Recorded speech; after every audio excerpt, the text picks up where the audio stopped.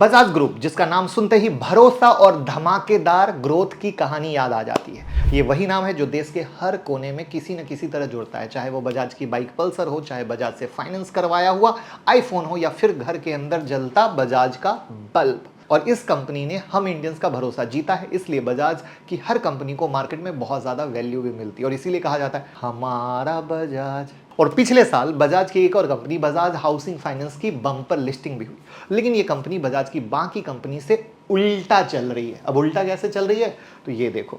जब इसकी वीडियो बनाई थी मुझे बहुत ट्रोल किया गया था, तो उस वीडियो में जाके कमेंट देखिएगा तो बड़ा इंटरेस्टिंग है। और इसीलिए मैं हमेशा कहता हूं ट्रोल ना करो, वीडियो को पूरा ध्यान से सुनो, लास्ट तक सुनो। जब तक आप पूरी वीडियो को ध्यान से नहीं सुनोगे, लास्ट तक नहीं सुनोगे, क्योंकि आपको देखो ना टेक्निकल आता है ना फंडामेंटल आता है।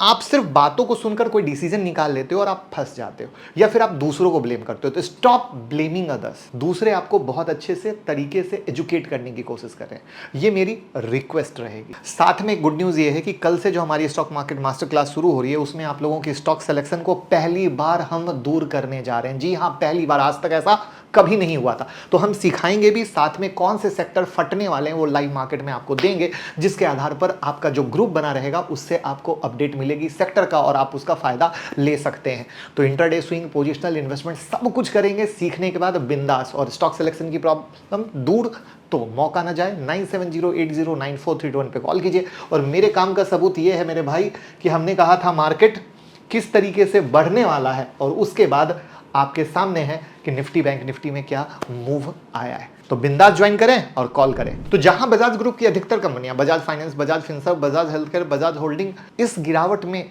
ऑल टाइम हाई पर है, राइट। दूसरी तरफ इनकी company Bajaj housing finance all time low के पास है। तो इस कंपनी में गिरावट रुकने का नाम नहीं है, नीचे से थोड़ा बाउंस बैक हुआ है, बट हम क्या कर रहे हैं, एक बड़ी पिक्चर देखने की कोशिश कर रहे हैं। तो यानी ऑल टाइम हाई से 35% के करीब नीचे ट्रेड कर रहा है, ठीक है। तो आखिर भैया उल्टी गंगा बह क्यों रही है?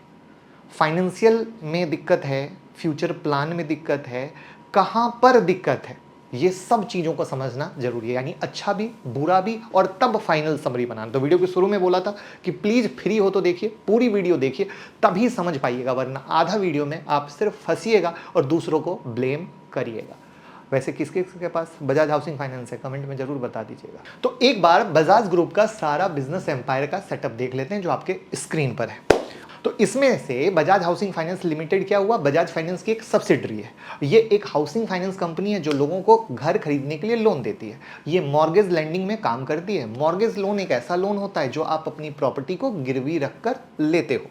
तो चलिए पहले जल्दी से कंपनी के बिजनेस को थोड़ा और समझते हैं, क्योंकि जब तक बिजनेस नहीं समझोगे ना दोस्त, आप समरी नहीं निकाल सकते, ठीक है। कंपनी के बिजनेस सेगमेंट होम लोन 57.5% है। ये लोन लोगों को घर खरीदने के लिए दिए जाते हैं।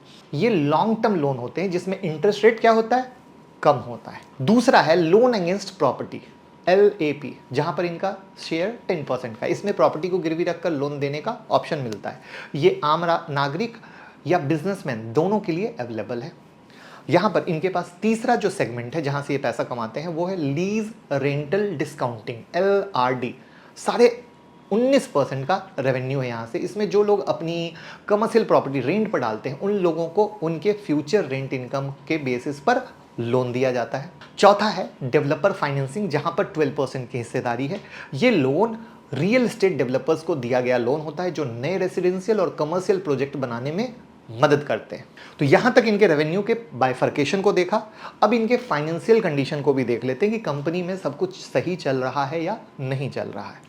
तो कंपनी की फाइनेंशियल कंडीशन पिछले क्वार्टर की हम बात करें, AUM यानी एसेट अंडर मैनेजमेंट 26% बढ़कर 1,08,314 करोड़ हो गई है। प्रॉफिट बिफोर टैक्स, जिसको PBT कहा जाता है, 25% बढ़कर 713 करोड़ हो गया है। प्रॉफिट आफ्टर टैक्स 25% बढ़कर 548 करोड़ हो गया है। अगर हम ऑपरेटिंग इफिशियंसी की बात करें तो कॉस्ट कंट्रोल बेटर हुआ है, जिससे कंपनी का मार्जिन क्या हो रहा है, इंप्रूव हो रहा है, क्योंकि कॉस्ट कंट्रोल ही मार्जिन को बढ़ाने में हेल्प करता है। कैपिटल एडिक्वेसी रेशियो यानी CAR 28% है। मतलब कंपनी फाइनेंशियली स्ट्रांग है, लोन डिफॉल्ट बहुत लो है।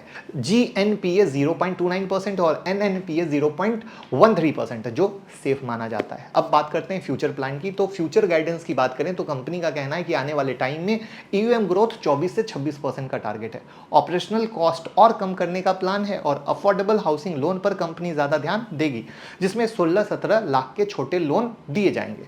Focus on purchase transaction rather than balance transfer. इसका सिंपल मतलब यह है कि नए घर या प्रॉपर्टी खरीदने वाले लोगों को कंपनी लोन ज्यादा देना प्रीफर करेगी, बजाय दूसरी कंपनी या बैंक से आने वाले एग्जिस्टिंग लोन को टेक ओवर करने में, यानी बैलेंस ट्रांसफर पर कम ध्यान देगी। बैलेंस ट्रांसफर को एग्जांपल से समझ लेते हैं कि आपने SBI बैंक से होम लोन लिया, लेकिन आप लोन चुका नहीं पा रहे हैं, जिसकी वजह से लोन NPA होने वाला है या हो चुका है। तो बैंक अपने NPO को कम रखने के लिए ऐसे बैड लोन NBFC को ट्रांसफर कर देती है वन टाइम सेटलमेंट करके।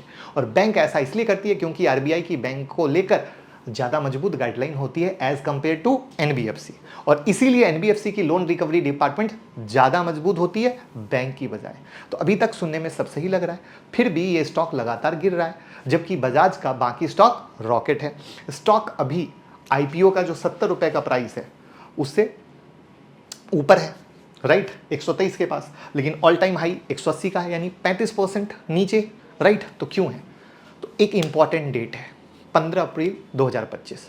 15 अप्रैल को बजाज हाउसिंग फाइनेंस का एक बड़ा share holder lock in period खत्म हो रहा है, मतलब 64% शेयर, 529 करोड़ शेयर मार्केट में ट्रेड होने वाले हैं, फ्री हो जाएंगे। मतलब ये नहीं कि सारे शेयर उसी दिन बेच दिए जाएंगे, लेकिन सप्लाई बढ़ने से स्टॉक प्राइस गिर सकता है।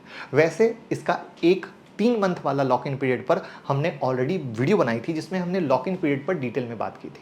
उसमें हमने बताया था कि स्टॉक में जब 12 दिसंबर 2024 को 3 मंथ वाले एंकर इन्वेस्टर का लॉक इन पीरियड खत्म हुआ था, तो ये स्टॉक 11 दिसंबर को लगभग 140 पर चल रहा था और अगले एक महीने में 13 जनवरी 2025 को 112 तक आ गया था। तो आप समझ सकते हैं कि ये लॉक इन खुलने से स्टॉक के भाव में गिरावट आती है, जो मैंने सिखाया भी था। अब वैल्यूएशन की बात करें तो भैया बहुत ज़्यादा वैल्यूएशन है। अगर कंपनी की प्राइस टू बुक वैल्यू देखी जाए तो कंपनी की पीवी रेशियो 5.5 है, जबकि इंडस्ट्री पीवी कितना है 2.2। इसका मतलब कंपनी अभी भी 3 गुना ज़्यादा ओवर वैल्यू पर है अपनी इंडस्ट्री में। अभी और सुनिए, अगर हम इस कंपनी को इंडस्ट्री के लीडर LIC हाउसिंग फाइनेंस से कंपेयर करें तो आपको सुनकर होश उड़ जाएगा। LIC हाउसिंग फाइनेंस की पीवी वैल्यू सिर्फ 0.94 है। तो चलिए मान लीजिए कि बजाज की सारी कंपनी की ग्रोथ रेट बहुत अच्छी होती है, लेकिन फिर भी 5.5 पीवी किसी भी एंगल से जस्टिफाइड नहीं है। और इंडस्ट्री में और भी प्राइवेट कंपनी जो अच्छा ग्रोथ दिखा रही है, फिर भी उनकी पीवी वैल्यू 3-4 तक है। तो यानी 3-4 भी सही माने तो तुम 5.5 लेकर बैठे हो। तो ऐसे में एनालिस्ट के मिक्स व्यू, यानी मेरे नहीं, 10 में से 5 कहते हैं बाय करो, 3 बाय बोलते हैं, 1 बोलते हैं होल्ड। तो एनालिस्ट का कहना है कि भैया अभी स्टॉक 15% गिर सकता है। मैं नहीं कह रहा, मैं कभी बाय सेल रिकमेंडेशन नहीं देता। मैं जो चीज़ें हैं, फैक्टर है, सिखाने की कोशिश करता हूँ। अब यहाँ पर FII और DI को भी फिलहाल कंपनी की वैल्यूएशन बहुत ज़्यादा लग रही है, इसलिए FII और DI दोनों ने अपनी होल्डिंग इस स्टॉक में कम की है। और दूसरी तरफ बेचारा रिटेल लगातार होल्डिंग बढ़ा रहा है। ऐसा इसलिए क्योंकि कहीं ना कहीं रिटेलर ये सोच के खरीद रहा है कि ये बाकी बजाज ग्रुप की तरफ चलेगा। कंपनी का टोटल फ्री फ्लॉट 11.25 है, जिसमें से आज हमारे रिटेल भाई 9.78% माल लेकर बैठे हैं और दूसरी तरफ इंस्टीट्यूशनल होल्डिंग सिर्फ 1.47% है। मतलब सारा माल रिटेलर के पास है। यहाँ पर HSBC की एक रिपोर्ट है, उनका कहना है कि बजाज हाउसिंग फाइनेंस का EPS यानी प्रॉफिट ग्रोथ होने की स्पीड धीरे हो सकती है। ऐसा इसलिए क्योंकि उनका मानना है कि कंपनी की लोन देने की स्पीड स्लो हो सकती है, क्योंकि अभी कंपनी का AUM छोटा है, जिसकी वजह से AUM अच्छी ग्रोथ दिखा रहा है। HSBC का यह भी मानना है कि कंपनी का प्रॉफिट मार्जिन आगे जाकर कम हो सकता है, क्योंकि जैसे जैसे कंपनी ज़्यादा लोन देगी वैसे वैसे कंपनी का gross NPA normal industry level पर आ जाएगा। फिलहाल ये GNP सिर्फ 0.29% है, लेकिन अगर हाउसिंग फाइनेंस इंडस्ट्री की एवरेज GNP की बात करें तो ये 1.2% है और LIC हाउसिंग फाइनेंस की GNP है 2.74%। और इस वजह से HSBC ने 2025 से 27 के लिए कंपनी का प्रॉफिट एस्टिमेट 3 से 4% कम कर दिया है। और ये सब बहुत ज़्यादा समझने वाली बात होती है, और इसीलिए ये जितनी भी डेटा मैंने साथ साथ बात की, यहाँ पर स्क्रीन पे भी दिखाने की कोशिश की कि आप साथ साथ रिलेट कर पाओ। तो कंक्लूजन क्या है कि कंपनी बहुत अच्छी है, जो स्टेबल ग्रोथ दिखा रही है, लेकिन 15 अप्रैल के बाद क्या हो सकता है, एक बड़ा मूवमेंट आ सकता है। कंपनी का फोकस अफोर्डेबल हाउसिंग फाइनेंस पर है, जिसमें प्रधानमंत्री आवास योजना जैसी स्कीम चल रही है, तो कंपनी को फायदा मिल सकता है। अगर इकोनॉमिक कंडीशन स्टेबल रहे, महंगाई कंट्रोल में रहे, रियल एस्टेट सही रहे, तो स्टॉक एक अच्छा परफॉर्म कर सकता है। बट बाय सेल रिकमेंडेशन नहीं है, बल्कि हमने आपको एक ओवरऑल आउटलुक दिया, अच्छा बुरा, जितने भी बड़े ब्रोकिंग हाउस हैं उनकी समरी कहाँ पर रुक रहा है, और मेरा ये मानना है कि जैसे कि आपने खुद देखा कि FII की अभी इंटरेस्ट नहीं है, क्योंकि वो भी क्वार्टर रिजल्ट पे फोकस कर रहे हैं कि भैया क्या होता है, जैसे आप लोगों को लगता है सस्ता ले लूँ वो ज़्यादा अच्छा है। जो पढ़े लिखे लोग हैं, बड़े इन्वेस्टर हैं, स्मार्ट प्लेयर हैं, उनको लगता है महंगा लूँ तकलीफ नहीं है लेकिन सौदा भागेगा। और आप लोग क्या हो, सस्ता के चक्कर में लेकर बैठ जाते हो, सौदा फंस जाता है, आपके पास पैसे कम होते हैं, फिर बाद में आप सौदे को काट देते हो, अरे फंस गया, ये हो गया, वो हो गया। और बड़े प्लेयर क्या करते हैं, जब सौदा रॉकेट होने वाला होता है तब वो लेते हैं, जिससे कि उनको पैसा बनता है। तो उम्मीद करता हूँ वीडियो सच्ची और अच्छी लगी हो तो शेयर कीजिएगा, और डीमैट अकाउंट का लिंक डिस्क्रिप्शन में, ओपन कीजिए, सपोर्ट कीजिए। Thank you.